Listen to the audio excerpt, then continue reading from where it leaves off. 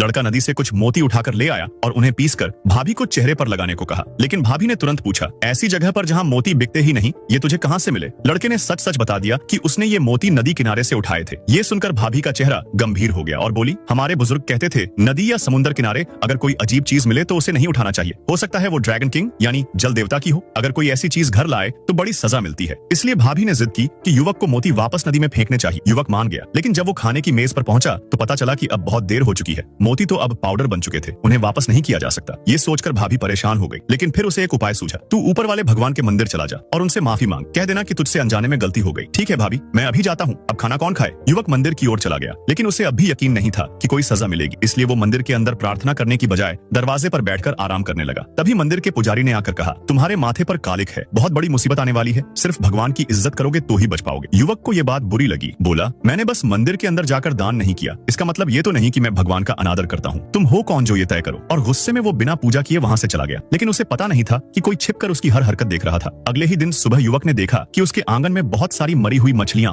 झींगे और एक बिल्ली उनके शव खा रही है। ये देखकर भाभी डर गई। उसे लगा कि युवक ने जो मोती उठाए थे उसी की वजह से जल देवता नाराज हो गए हैं और ये अशुभ संकेत है। युवक को भी पुजारी की बात याद आई और उसे शक हुआ कि शायद उसने सच में कोई बड़ी गलती कर दी है। लेकिन वो औरत जो उनके साथ रह रही थी सब बातों को नकारते हुए बोली, तुम दोनों को विज्ञान पर विश्वास करना चाहिए। ये सब मरे हुए जीव और बिल्ली की हरकतें तो सामान्य हैं। हो सकता है किसी ने जानबूझकर शरारत की हो ताकि तुम्हें लगे कि तुमने कोई पाप कर दिया है। बस इन मरे हुए जीवों को नदी में फेंक दो, सब ठीक हो जाएगा, मुझ पर भरोसा करो। युवक लड़की की बात मानते हुए मरी हुई मछलियां और झींगे लेकर उसके साथ नदी के किनारे गया। लेकिन वहां पहुंचते ही देखा कि किनारे पर ढेर सारे मरे हुए केकड़े भी पड़े हैं और एक जिंदा केकड़ा तो उसके जूते पर चढ़ आया। तभी उसकी नजर उसी मोटी हड्डी पर गई जो उसने पहले समुद्र से निकाली थी। वो हड्डी किसी जानवर की नहीं लग रही थी। युवक डर गया कि शायद सच में उसने जल देवता को नाराज कर दिया है और अब उनके सैनिक उसे सजा देने आ गए हैं। जल्दी से उसने उन सब मरे हुए जीवों को जमीन में गाड़ दिया और भागता हुआ घर लौटा। सारी बात भाभी को बताई। भाभी चौंक गई और उसे और यकीन हो गया कि युवक ने ड्रैगन किंग का अपमान किया है। लेकिन मछली पकड़कर ही उनका गुजारा चलता था, इसलिए दोपहर को भाभी फिर से युवक के साथ नदी पर मछली पकड़ने गई। मौसम बहुत गर्म था, इसलिए युवक ने कहा कि भाभी घर वापस चली जाए, वो अकेला काम कर लेगा। लेकिन उसे अंदाजा नहीं था कि उसके ऊपर खतरे की तलवार लटक रही है।